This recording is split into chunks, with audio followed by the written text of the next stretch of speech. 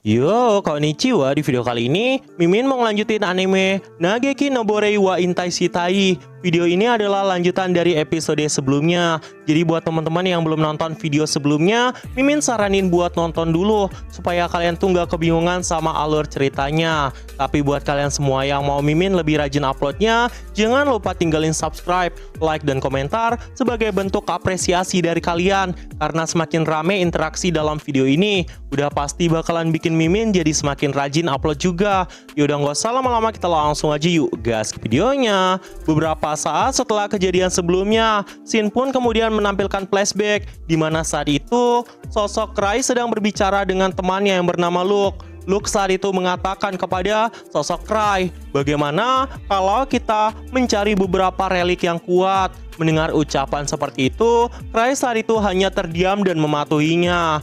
Karena berdasarkan penjelasan dari Luke, tidak peduli seberapa kuat peralatanmu, kau bisa mati jika tidak bisa menggunakannya dengan baik. Namun jika kau bisa menggunakannya dengan baik, itu pasti akan membuatmu menjadi lebih kuat.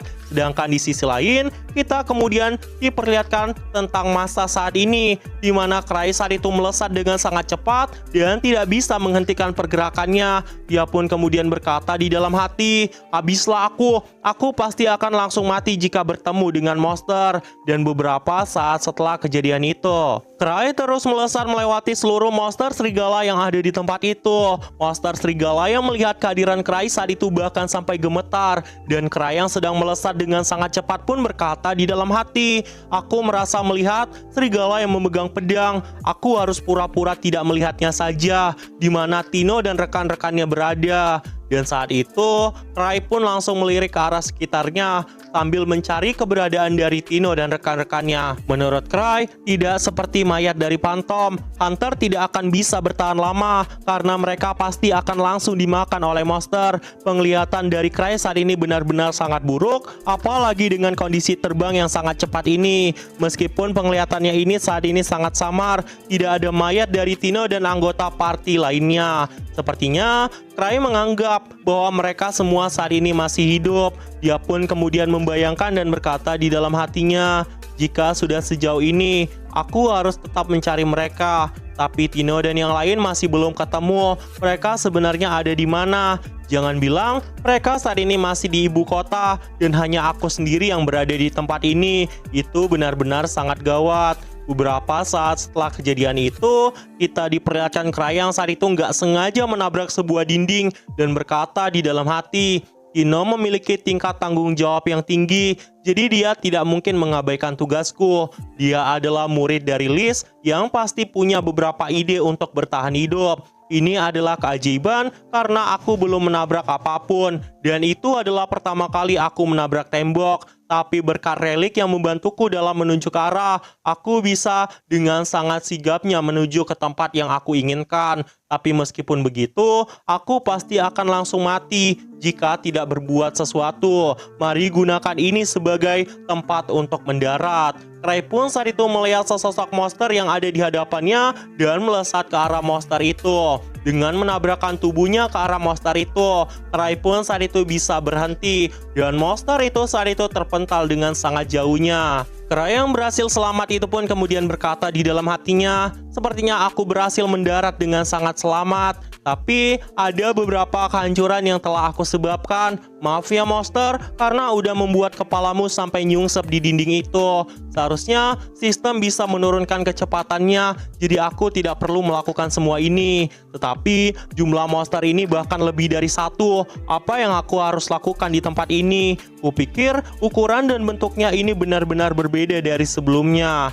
Di masa lalu, aku pernah diculik ke dalam kuil level 3 dan seharusnya tidak ada Phantom yang tergolong lemah di tempat ini. Tapi entahlah, sejujurnya aku tidak terlalu banyak dan hanya ikut-ikut sama teman-temanku aja. Beberapa saat setelah kejadian itu, ketika kita diperlihatkan Rai yang saat itu sangat bingung, kita diperlihatkan sosok Tino yang saat itu memanggil Rai dari tempat itu.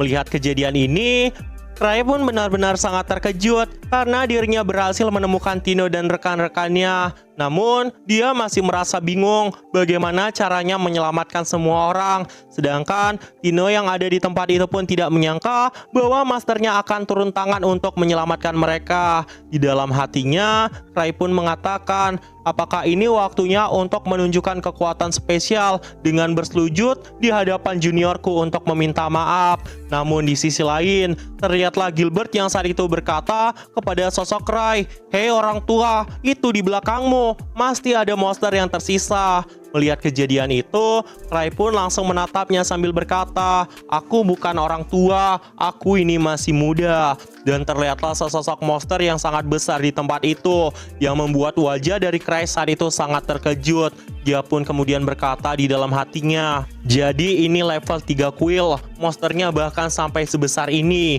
Ini lebih besar dari yang aku pikirkan.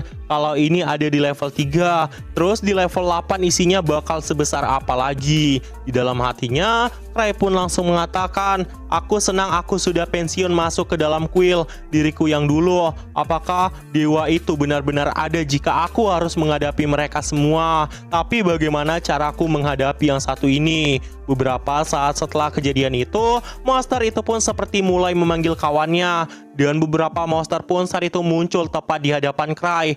Cry yang melihat semua itu pun kena mental dan berkata di dalam hatinya, sudahlah, kayaknya aku beneran bakal mati di tempat ini. Bagaimana mungkin aku bisa menghadapi mereka?" Namun tiba-tiba terdengarlah suara dari Greg yang saat itu berkata, "Mustahil, monster itu bahkan ketakutan di hadapannya. Bagaimana Cry bisa ditakuti oleh monster itu?"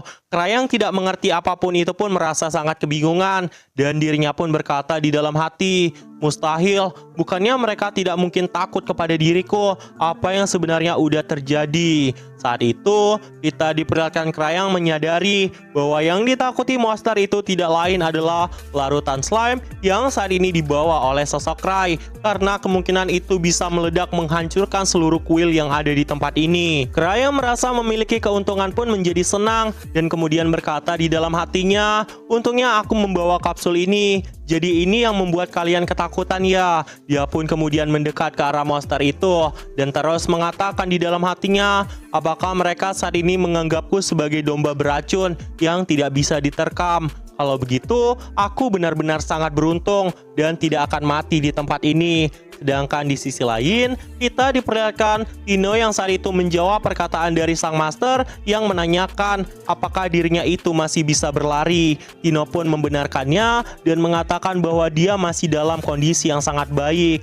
Mendengar ucapan seperti itu, Cry berkata di dalam hatinya, "Tidak peduli seberapa takut mereka, jika mereka tidak masalah dengan beracun, aku pasti tetap akan mati.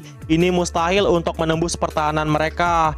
Saat itu, kita diperlihatkan Cry yang berkata kepada Tino dan rekan-rekannya, "Kita akan pergi ke arah sana, kalian pergilah lebih dulu." Tino yang mendengar ucapan itu pun bertanya kepada Cry, "Tapi Master, bukankah kita harusnya mengalahkan mereka terlebih dahulu?"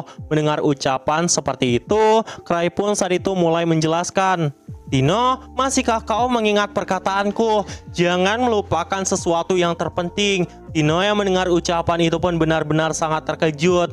Dia pun kemudian kebingungan tentang apa yang dimaksudkan oleh Cry. Cry pun berkata di dalam hatinya, "Yang terpenting itu tidak perlu dikatakan lagi, itu adalah nyawamu sendiri." Beberapa saat setelah kejadian itu, monster itu pun melancarkan serangan tepat ke arah sosok Cry. Tetapi serangan dari monster itu pun tiba-tiba berhenti tepat di hadapan wajah Cry dan tidak bisa menembus tubuh Cry.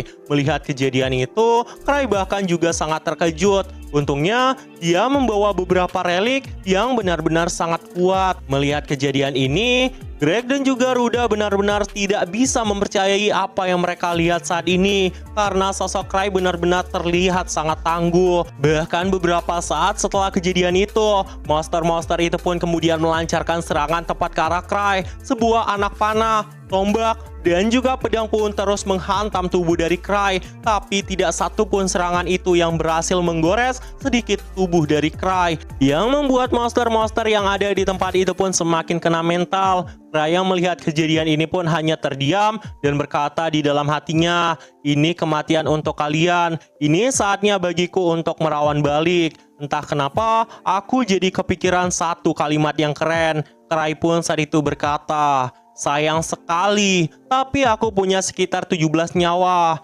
Di dalam hatinya, Cry juga berkata, "Aku memakai 17 relik untuk keselamatan diriku ini." Dan Cry pun saat itu bersiap melancarkan serangan mematikan tepat ke arah monster-monster itu. Kepadatan energi pun saat itu mulai berkumpul tepat di ujung jari telunjuk milik Cry. Dan rekan-rekannya yang ada di tempat itu pun benar-benar sangat terkejut melihat apa yang akan terjadi selanjutnya. Dan episode kali ini pun juga ditutup sampai di sini. Nah, jadi itu aja, dan tunggu video-video gue selanjutnya, dan see you!